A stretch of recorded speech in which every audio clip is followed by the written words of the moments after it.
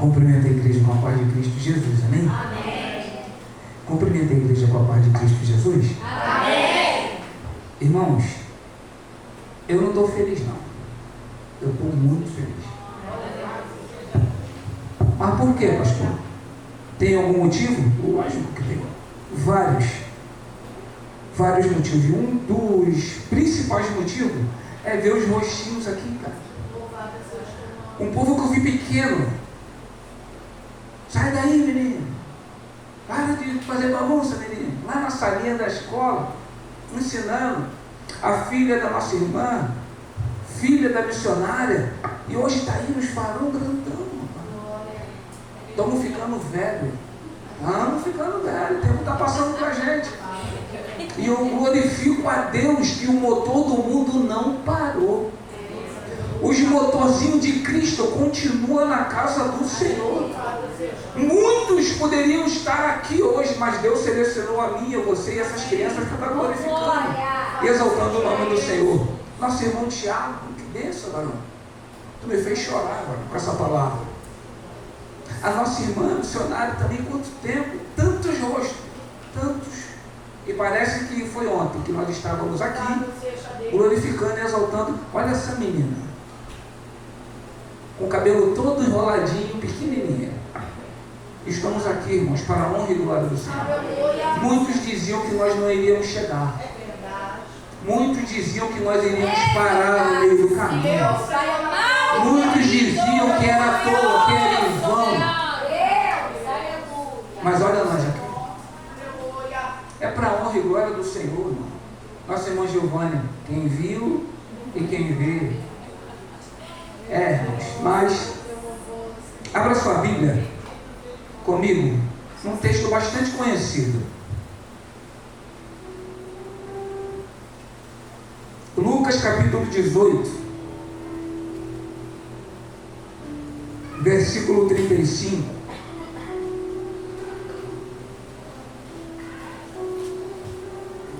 Lucas capítulo 18, versículo 35.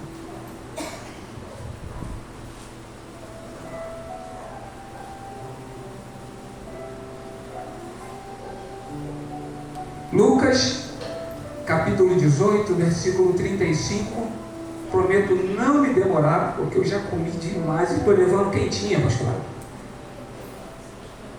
Numa sexta-feira dessa, que era motivo de choro, para um domingo de alegria. Eu sou garreiro.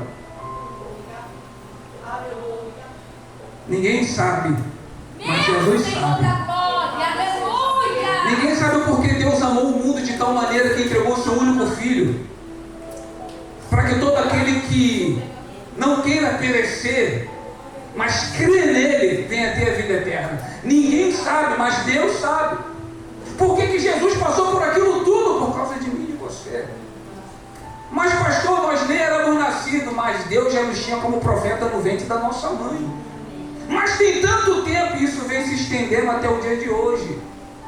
Mas por que Jesus passou por isso? Filho de Deus, estava com Deus, assim como Gênesis diz, no início ele estava com Deus. Tudo se fez e ele estava presente. Mas por que ele veio à terra? Viver isso tudo, ser chicoteado, ser negado, ser traído, ser cuspido, por quê? Essa coroa de espinho que colocam na cabeça dele, que colocaram por quê? Por causa de nós. Porque ele sabia que nós éramos oscilantes. Ele sabia que nós iríamos tropeçar. Ele sabia que nós iríamos errar, que nós iríamos pecar. Ele já sabia disso. E mesmo sabendo disso, foi até o final, por causa de mim e de você. E muitas das vezes nós começamos bem e paramos no meio do caminho. Mesmo sabendo disso tudo, nós paramos no meio do caminho. O texto diz para nós: e aconteceu que, chegando ele perto de Jericó, estava um cego assentado junto ao caminho, mendigando. E ouvindo passar a multidão, perguntou o que era aquilo. E disseram-lhe que Jesus, o Nazareno, passava. Então clamou dizendo: Jesus, filho de Davi, tem misericórdia de mim. E os que iam passando repreendiam para que se calasse. Mas ele clamava ainda mais: Filho de Davi, tem misericórdia de mim. Então Jesus, parando, mandou que o trouxesse. E chegando ele, perguntou-lhe, dizendo: que queres que eu te faça? E ele disse: Senhor, que eu veja. E Jesus lhe disse: vê, a tua fé te salvou.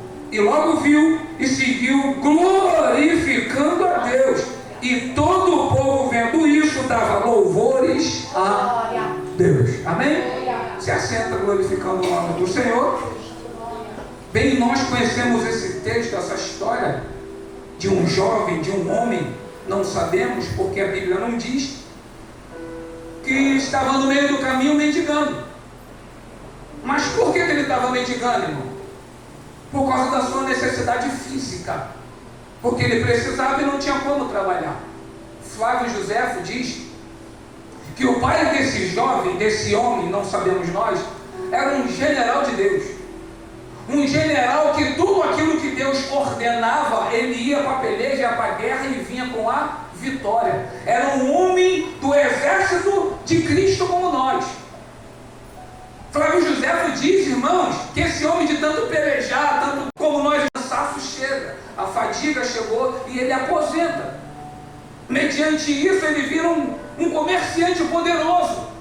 A Bíblia não diz, mas historiadores buscam cavo para trazer essa resolução do que a Bíblia está dizendo.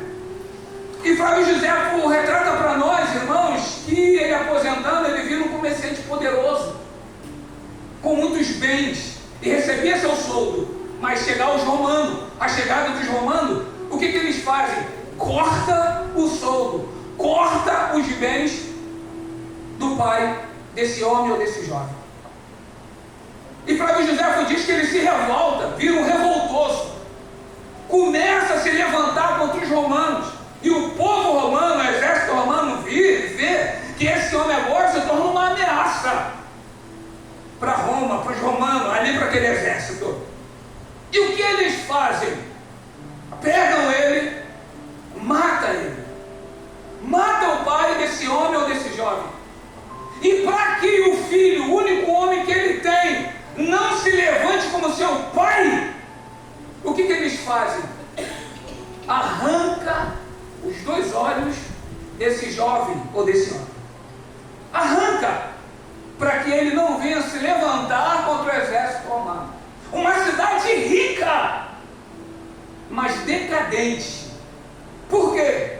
Tinha muitos enfermos, muitos necessitados, que eles não estavam nem aí.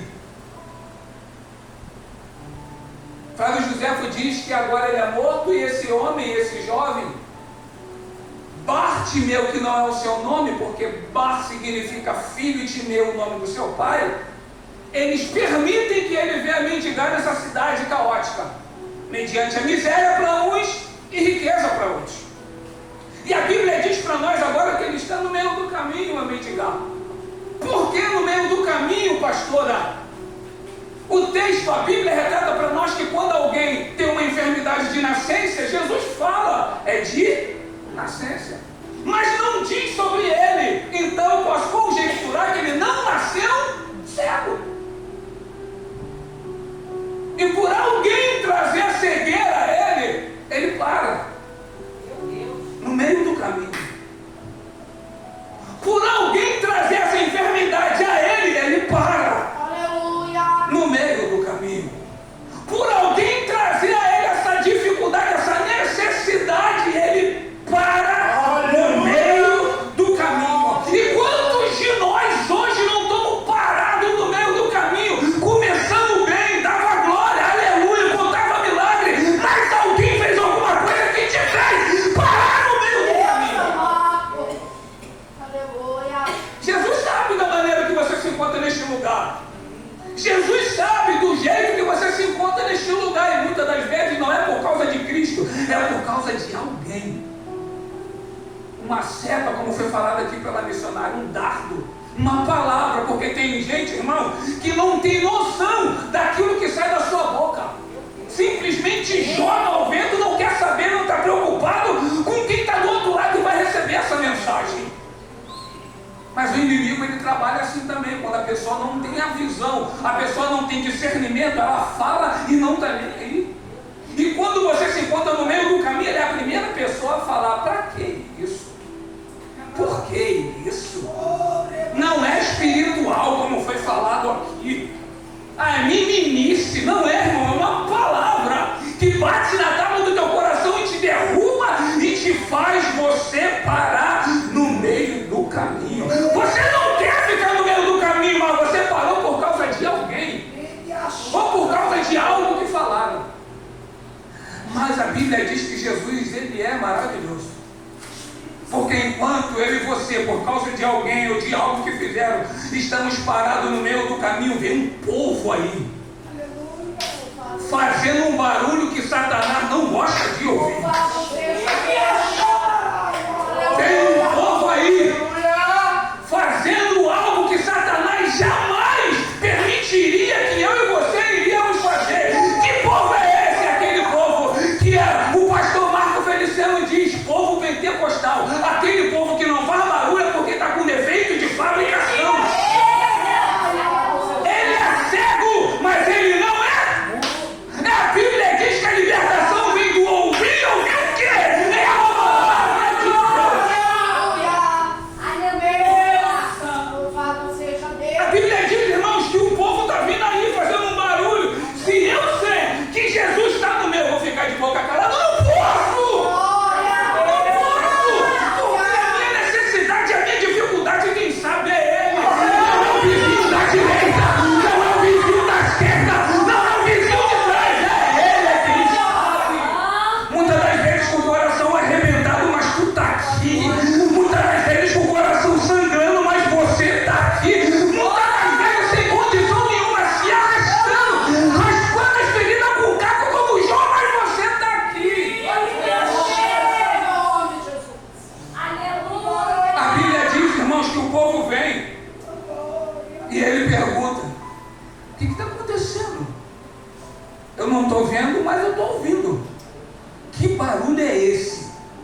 Alguém que está do lado fala assim: é Jesus o Nazareno.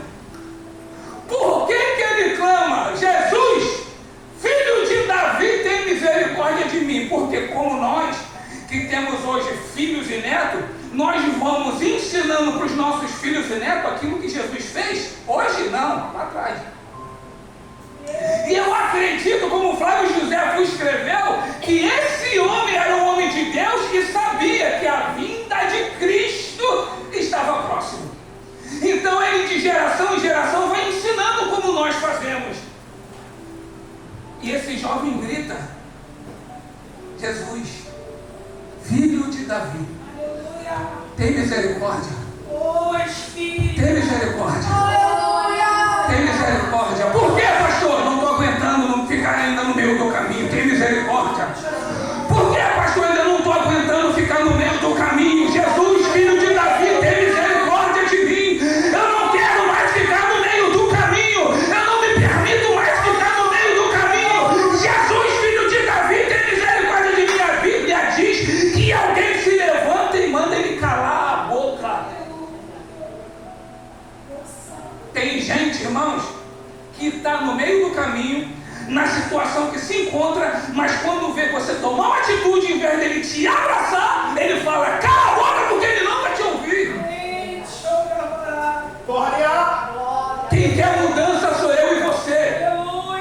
Quem quer transformação sou eu e você. Independente do que falam, independente do que fazem, Jesus está passando e o que eu tenho que fazer é gritar. Ainda que a multidão não venha ouvir, eu tenho que gritar. Tem muita gente, pastor, ele não vai me ouvir. Grita que ele te ouve. Mas pastor, ele só vai ouvir se eu gritar. O nome disso é esforço. A Bíblia diz que tinha um homem de 38 anos. Aonde? No meio do caminho. Doido para chegar no tanque.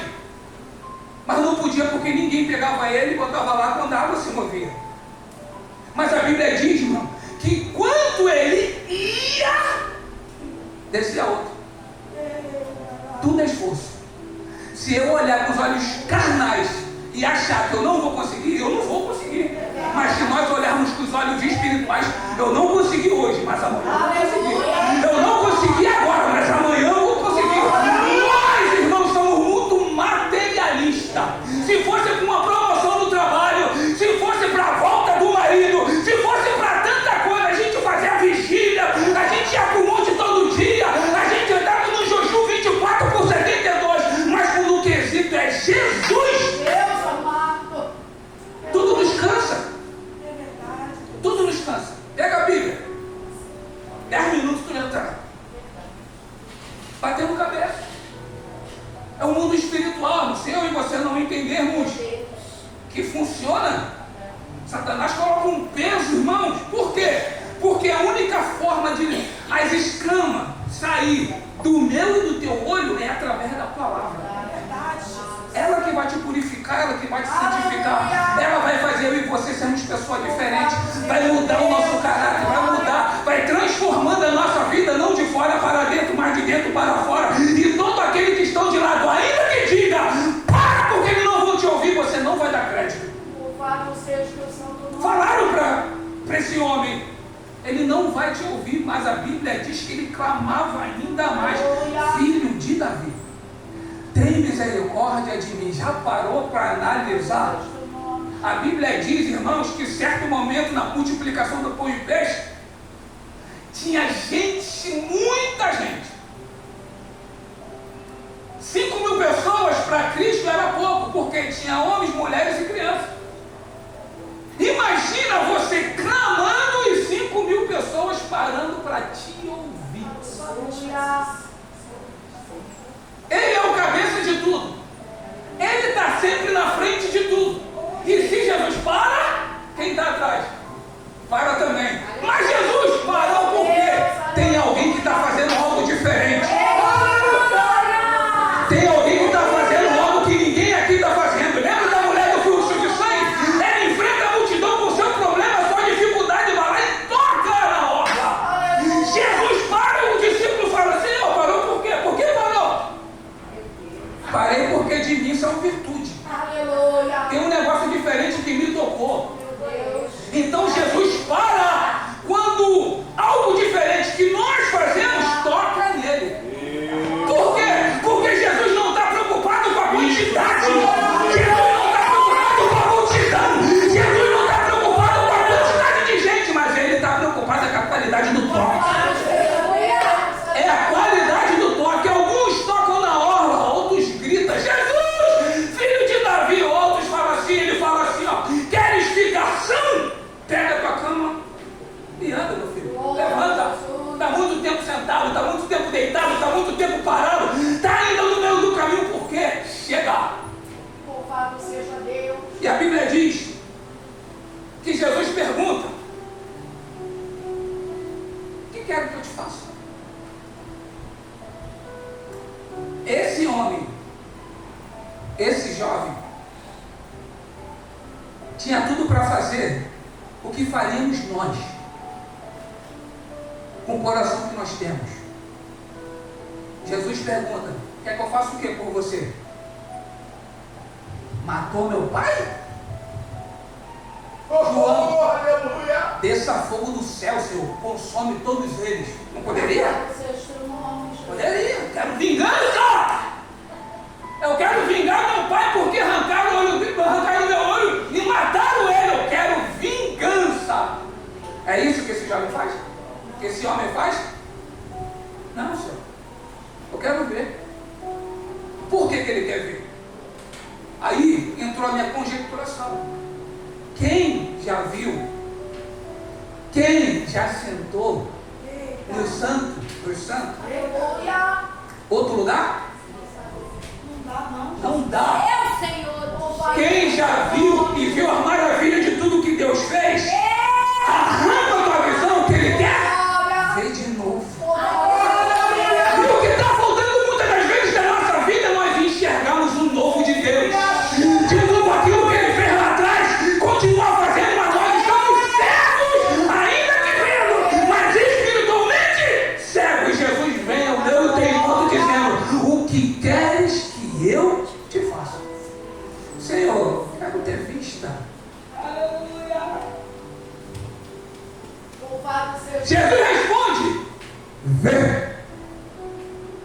A sua fé, ele não só viu. Ele pede visão. Humano. Senhor, eu quero só uma aliança. Aí ele vai dar um par. Vamos de carro para o shopping. Vou te trazer de volta e te deixar na tua casa.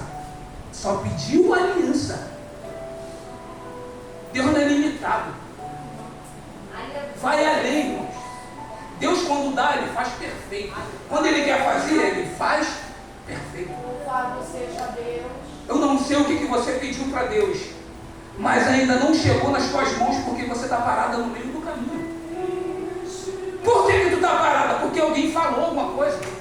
Porque alguém te traiu. Porque alguém fofocou, alguém te caluniou. Eu não sei. Você e Jesus é quem sabe. Mas Jesus está vindo hoje neste lugar e perguntar para mim e para ti, desde o início do culto: o que queres que eu Louvado seja Deus.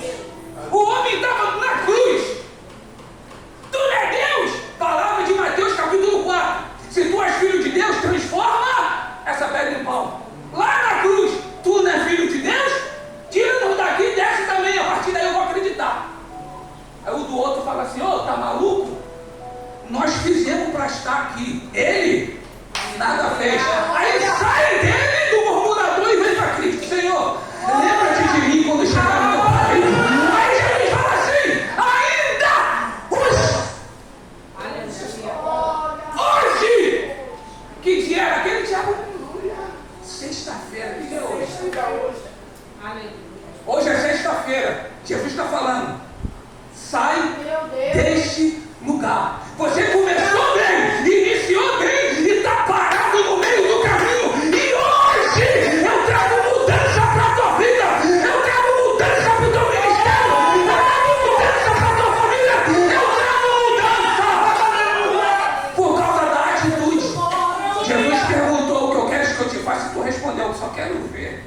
Eu não quero vingança. Aquele que fez, Senhor, toma, liberta, transforma. Fizeram obra de macumbaria, Senhor, vai lá. Visita o terreno dele, muda e faz uma congregação. Vai virar uma Assembleia de Deus. Senhor, em nome de Jesus, mas me faça ver. Glória a Jesus. Jesus, então veja. E mais, a tua fé te salvou. Olha o crente que entende o mistério. Jesus dá a visão e fala: a tua fé te salvou. A partir daqui, vida que segue. Amanhã eu vou continuar indo para o meu baile, vou continuar indo para o meu pagode, porque Jesus falou comigo na sexta, mas no sábado não posso deixar, né? Aquela cervejinha. Vida que segue. Versículo 43, esse homem não fez isso.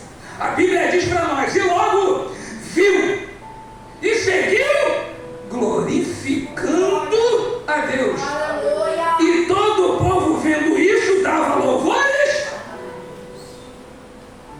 Neste dia, ele entende e glorifica a Deus. E a Bíblia diz que o povo vendo isso também dava graças e glórias a Deus. Salmo 105. Alegrai do Senhor, contai às nações o povo tudo aquilo que ele tem feito. O povo continuou dando glória a Deus por aquilo que aconteceu na vida de um homem, na vida de um jovem, porque muitos enxergavam ele cego a mendigar, mas a partir de hoje, Aleluia. mas a partir de hoje, a história dele não é mais a mesma. Os dias dele não é mais o mesmo. E o que ele sabe fazer é aquilo que nós, irmãos, 2 horas na casa do Senhor, 2 horas e meia, não fazemos. Só quando alguém conta algo de vitória. O que, pastor? Dá glória a Deus. A situação está tão apertada, tão difícil, que quando alguém fala: o teu cativeiro vai virar, tu glória a Deus, mas não é, irmão. Só daí dá para notar o que nós somos. Nós saímos igreja faz, e achamos que estamos num culto racional. Mas o verdadeiro culto, irmão, é aquele que só exalta Ele. Aleluia! Aquele que dá glória para Ele. Independente da situação lá em casa, eu estou vindo aqui para te adorar.